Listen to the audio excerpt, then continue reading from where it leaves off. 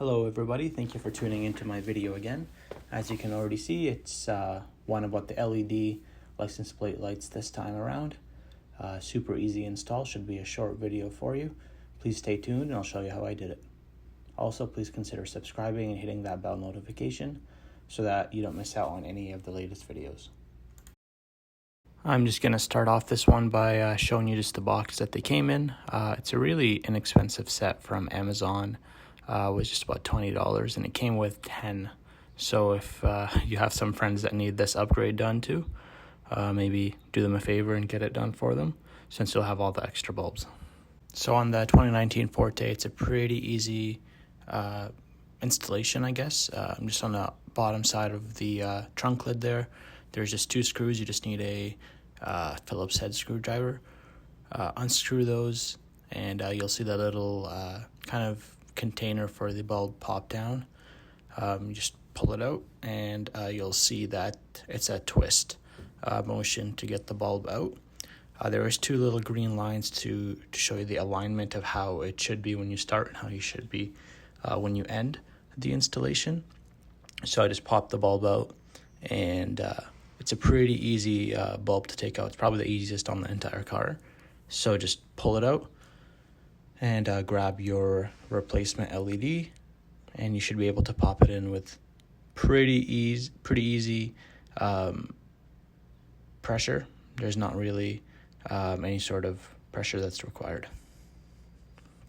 So I just gave it a test run here to see how it looks before I closed it all down, and you can kind of see the comparison already between the LED and the incandescent that's beside it. Definitely a cooler white, and hopefully it's going to be a lot brighter at night.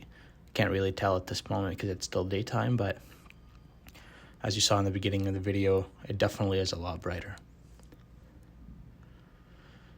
So same process to finish up the installation, just in reverse. Grab that trusty screwdriver and the screw. It looks to be a little rusty already, to be honest. So I might have to see if I can find a replacement for it, although the car's under a year old.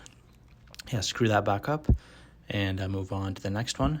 I'm just going to speed this one up for you here, and we'll show you the installation.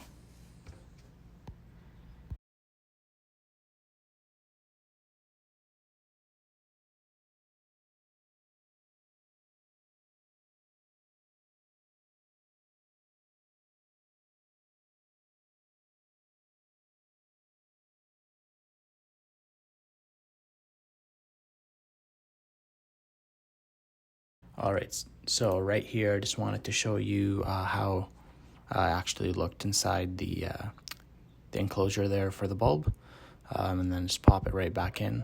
Again, you'll see that there's two green dots, one on the socket for the bulb and one for on the actual enclosure.